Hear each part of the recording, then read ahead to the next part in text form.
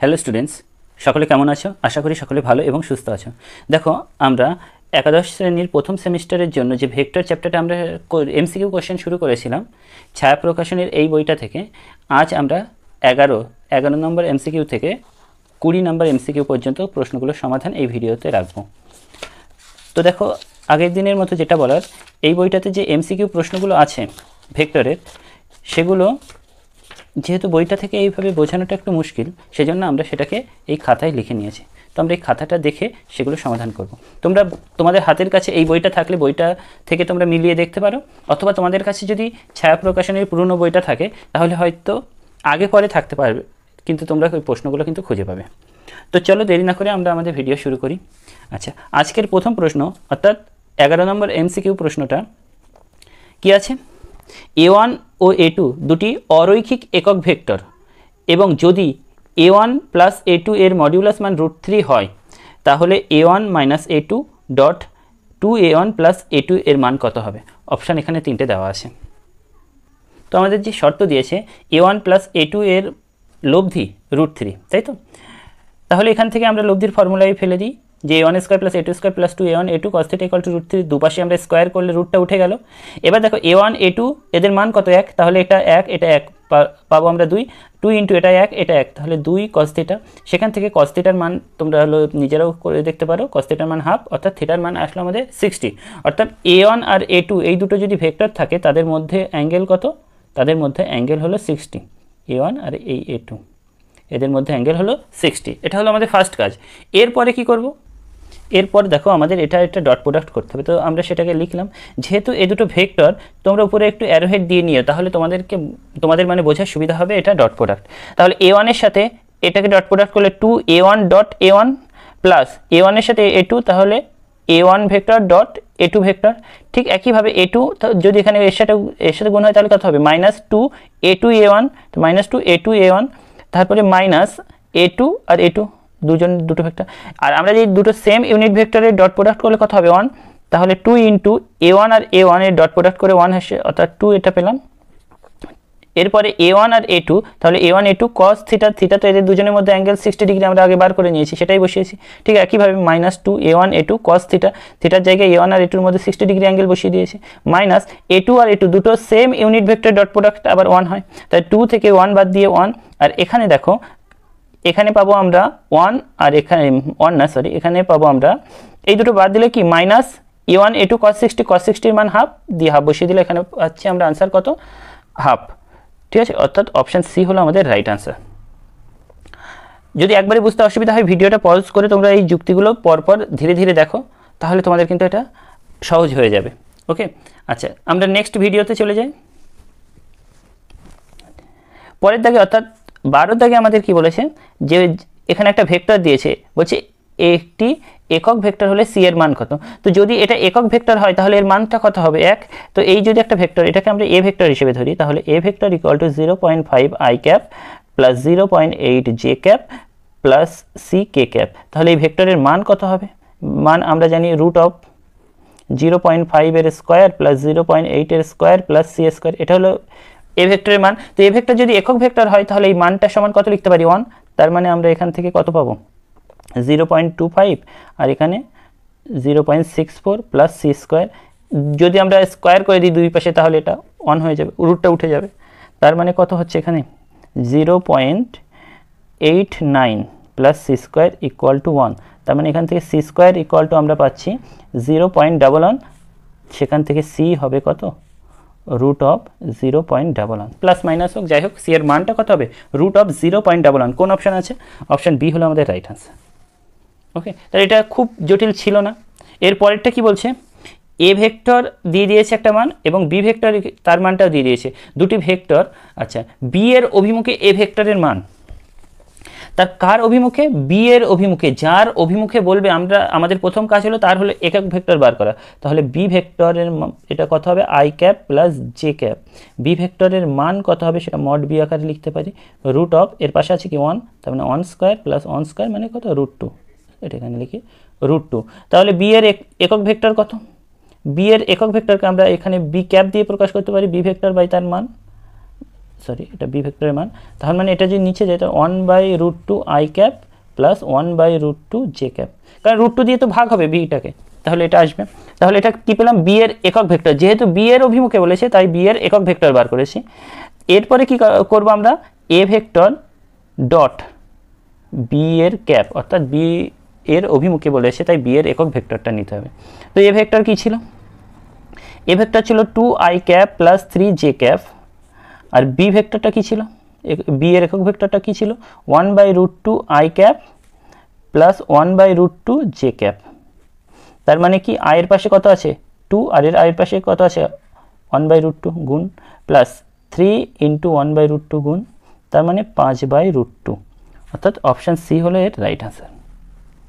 খুব একটা জটিল না, কিন্তু হ্যাঁ এগুলো একটু হেল্প লাগবে, একটু হেল্প নিলে কিন্তু তোমরা খুব সহজেই কিন্তু অঙ্কগুলো করতে পারবে। তবে এই যে যুক্তিগুলো সেগুলো কিন্তু তোমরা তোমাদের বই বা খাতার কোনো একটা জায়গায় সহজে লিখে রাখতে পারো। আচ্ছা, এর আগের যে অংশগুলো 1 থেকে 10 পর্যন্ত আমাদের আগের ভিডিওতে দেওয়া আছে, পার্ট 1 ভিডিওতে, ভেক্টরের এমসিকিউ পার্ট 1 মানে ভিডিওতে, তোমরা যারা এখনই দেখোনি তারা কিন্তু গিয়ে ওই অংশটা দেখে নিতে পারো। এরপরে কি বলছে, I cap plus J cap, 14 নম্বর কোশ্চেনটা বলছে I cap plus J cap এবং I cap minus K cap vector দুটির মধ্যবর্তী কোণ নির্ণয় করো। তো প্রথম এটাকে আমরা এ ভেক্টর ধরলাম, এটাকে যদি বি ভেক্টর ধরি তাহলে এ ভেক্টর ইকুয়াল টু কী হচ্ছে I cap plus J cap, আর এখানে বি ভেক্টর হচ্ছে I cap minus K cap. আমরা জানি এই অঙ্কটা আমরা কিন্তু আগে একবার করিয়েছি, এ ভেক্টর আর বি ভেক্টরের মধ্যবর্তী কোণ নির্ণয় করা। সেখানে আমরা বলেছিলাম যে এখানে ডট প্রোডাক্ট করবে দিয়ে সেটা formula A B cos theta, আমাদের তো এদের মধ্যবর্তী কোণটা নির্ণয় করতে বলেছে। তো দুটো ভেক্টর যদি আলাদাভাবে দিয়ে দেয় তাদের ডট প্রোডাক্ট করা তোমরা শিখেছো, এই এ ভেক্টর আর বি ভেক্টরের মান আলাদা করে বার করতে পারবে, দিয়ে সেখান থেকে কিন্তু তোমরা থিটার মানটা বার করতে পারবে। আশা করি এটা তোমরা পারবে, যদি পারো তাহলে ভিডিওটা পজ করে নিজে একবার চেষ্টা করো, তারপরে এই সলিউশনটা দেখো, দেখো তোমার উত্তরের সাথে মিলছে কিনা। আচ্ছা, এখানে এ ডট বি করলে কত হবে, এ ডট যদি বি করি, আয়ের পাশে কত আছে 1, এখানে আয়ের পাশে 1 ডট করলে 1। আচ্ছা, তারপরে জে এর পাশে কত আছে এখানে 1, কিন্তু এখানে জে এর পাশে কত আছে কিছু নেই, মানে 0 ধরতে পারি, তাহলে 0 আর 1 গুণ করে 0। আচ্ছা, কে এর পাশে এখানে তো কে নেই, তার মানে 0 কে ক্যাপ ধরতে পারি, আর এখানে কে এর পাশে -1 গুণ করলে কত হয়ে যাবে 0, তার মানে আলটিমেট ডট প্রোডাক্ট করে আমাদের আসলো কত 1। আচ্ছা, এর যদি আলাদাভাবে মান বার করি, এ ভেক্টরের আলাদাভাবে মান তোমরা জানো কীভাবে বার করতে হয়, আই ক্যাপের পাশে 1 আছে তার স্কোয়ার, জে ক্যাপের পাশে 1 আছে তার স্কোয়ার, মানে হচ্ছে √2। একইভাবে তোমরা যদি এখানে বি ভেক্টরের মান বার করতে চাও তাহলেও হবে, এখানে আয়ের পাশে কত আছে 1 তার স্কোয়ার, আর কে এর পাশে -1 তার স্কোয়ার করলে 1, সেই √2 হবে। তার মানে এগুলো বসিয়ে দিই, এ ডট বি করে আমরা কত পেয়েছি 1 পেয়েছি, আর এটার মান √2, পরেরটার মানও √2, তাহলে কস থিটা, তার মানে কস থিটা ইকুয়াল টু আসলো হাফ, মানে থিটা ইকুয়াল টু আসলো আমাদের 60 ডিগ্রি। দুজনের মধ্যবর্তী কোণ কত 60 ডিগ্রি, অপশান এ হলো রাইট অ্যান্সার। ওকে, তো নেক্সট নেক্সট আমাদের অঙ্কটা কি আছে, যে একটি ভেক্টরের সাথে যদি -2 দিয়ে গুণ করা হলো, ফলে কি হবে, তাহলে কোনো একটা ভেক্টর, ধরো বি একটা ভেক্টর, তাকে যদি তুমি -2 দিয়ে গুণ করো তাহলে -2 বি ভেক্টর, মানে কি ভেক্টরটা উল্টো দিক, বি ভেক্টর যদি এই দিকে হয় -বি মানে এই দিকে, তার মানে দিক উল্টো বা অভিমুখ উল্টো, আর মানটা কি ডাবল হয়ে যাচ্ছে, তাহলে কোনটা, ভেক্টর দুটির মান দ্বিগুণ হবে কিন্তু অভিমুখ একই থাকবে না, অভিমুখ পাল্টে যাবে, ভেক্টর দুটির মান একই থাকলো না, মান তো একই থাকলো না, বেড়ে গেল, তাহলে এটাও হচ্ছে না, ভেক্টর দুটির মান দ্বিগুণ হলো এবং অভিমুখ উল্টে গেল, এটা হলো রাইট আনসার। ওকে, তো আমরা নেক্সট কোশ্চেনে যাই। নেক্সট কোশ্চেন 16 থেকে কি বলছে, এ ডট এ করলে কত হবে, এটা তো তোমাদের সহজ অঙ্ক দিয়েছে, এ ডট যদি এ করি তাহলে কত হবে এ কস থিটা, তো দুটোই তো এ ভেক্টর, তার মানে তাদের মধ্যে অ্যাঙ্গেল কত, এটা যদি এ হয় পরেরটাও এ, তাদের মধ্যে অ্যাঙ্গেল কত 0 ডিগ্রি, কস 0 মান কত 1, তার মানে হচ্ছে কত এ স্কোয়ার, অর্থাৎ অপশান সি হলো রাইট আনসার। খুব ইজি ছিল এটা। এরপরে বলেছে দেখো 17 দাগ, 3i cap plus J cap plus 2k cap এবং 2i cap minus 2j cap plus 4k cap উভয়ের উপর লম্ব ভেক্টরটি নির্ণয় করো। যখন দুটো ভেক্টর দিয়ে দেবে, যখন এরকম দুটো ভেক্টর দিয়ে দেবে এ আর বি এরকম, আর এদের উপর লম্ব ভেক্টর নির্ণয় করতে বলবে, তখন তোমাদের কাজ হবে এদের দুজনের ক্রস প্রোডাক্ট করে দেওয়া। ক্রস প্রোডাক্ট তো শিখেছো, যদি না শিখে থাকো তাহলে আমাদের ভেক্টর চ্যাপ্টারে ক্রস প্রোডাক্ট ডট প্রোডাক্ট খুব সুন্দরভাবে বোঝানো আছে, সেখানে গিয়ে তোমরা সেই অংশটা কিন্তু দেখে নিতে পারো। আমি এখানে কিন্তু আর ক্রস প্রোডাক্টটা করে দেখাচ্ছি না, জাস্ট আমি আনসারটা একবারেই করে মানে আনসারটাই দিয়ে দিচ্ছি। দেখো তাহলে এই দুটো ভেক্টরের যে লম্ব ভেক্টর বার করার জন্য আমাদের কি করতে হচ্ছে ক্রস। তাহলে প্রথমটাকে আমরা এ ভেক্টর ধরে নিলাম আর দ্বিতীয়টাকে বি ভেক্টর ধরে নিলাম, তারপরে এ আর বি এর ক্রস প্রোডাক্ট করলাম। ক্রস প্রোডাক্টের নিয়ম কী ছিল, প্রথমে আই এখানে বসাতে হয় কীভাবে, আই জে কে দিলাম, তারপরে 3 1 আর 2 3 1 আর 2, আর তারপরে 2 -2 আর 4 2 -2 আর 4। এদের গুণের নিয়ম কি, প্রথমে আই ক্যাপ, তারপরে এরকমভাবে ব্র্যাকেটের মধ্যে কি আই ক্যাপ সোজা আমরা, আর এই সোজা ঢেকে রাখলে কি 4 1 4 বিয়োগ -4 মানে যোগ হয়ে যাচ্ছে, এখানে 8 8 আই ক্যাপ হয়ে যাচ্ছে। একইভাবে মাইনাস জে ক্যাপ ইন্টু, তার মানে কি 3 4 12 বিয়োগ 2 2 4 প্লাস কে ক্যাপ, যদি এইভাবে ঢেকে রাখি 3 2 6 -6 বিয়োগ 2। এরকম করে এখানে আমরা কি এ ক্রস বি ভেক্টরটা পেলাম। এবার এই ভেক্টরের মানটা কত হবে, √8² + 8² + 8² মানে 8√3। তাহলে এই বরাবর একক ভেক্টরটা কত হবে, তার মানে এই দুটো ক্রস করে ভেক্টর পেলাম যেটা এটা এদের লম্ব অভিমুখে। তাই সেই লম্ব অভিমুখে যে ভেক্টরটা পেলাম তার একক ভেক্টর বার করতে হবে, সেই জন্য তাদের মান দিয়ে ভাগ করে দিয়ে আমরা একক ভেক্টরটা এটা পেলাম। ঠিক আছে, যদি এটা বুঝতে অসুবিধা হয় তাহলে বুঝতে হবে তোমাদের ক্রস প্রোডাক্ট একটু বুঝতে অসুবিধা, ঘাবড়ানোর কোনো কিছুই নেই। তোমরা এই ভিডিওটা ক্রস করে ভেক্টর চ্যাপ্টার গিয়ে এই ক্রস প্রোডাক্টটা আগে একটু দেখে আসো, তারপরে এখানে চলে আসো। তো আমাদের মধ্যে কথা এই দুটোর ক্রস প্রোডাক্ট করতে হবে, যেটা পাবো তার একক ভেক্টর বার করতে হবে। ঠিক আছে, তাহলে উত্তর কত, 1/√3 I cap minus J cap minus K cap, কোথায় আছে, অপশন এ। অপশন এ হলো রাইট আনসার। ওকে, এরপরে আছে আমরা 18 নম্বর কোশ্চেন। কি বলছে, যদি 2 I cap plus 3 J cap plus 8 K cap ভেক্টরটি 4 I cap minus 4 J cap plus alpha K cap ভেক্টরের উপর লম্ব হয়, তাহলে আলফার মান কত। অর্থাৎ দুটো ভেক্টর দিয়েছে, বলছে একজন আরেকজনের উপর লম্ব। তাহলে কি করব, মনে করলাম প্রথম ভেক্টরটা A vector equal to 2 I cap plus 3 J cap plus 8 K cap, আর পরের ভেক্টরটা বি ভেক্টর, তার মানে বি ভেক্টর কত আছে, 4 I cap minus 4 J cap plus alpha K cap.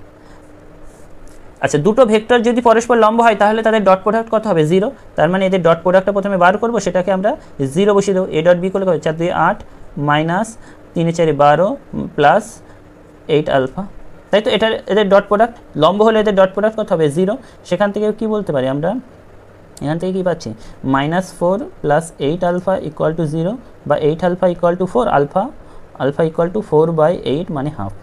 আলফার মান কত হচ্ছে, হাফ। কোথায় আছে উত্তর, অপশান এ হলো রাইট আনসার। অপশান এ হলো রাইট আনসার। এরপরে যে 19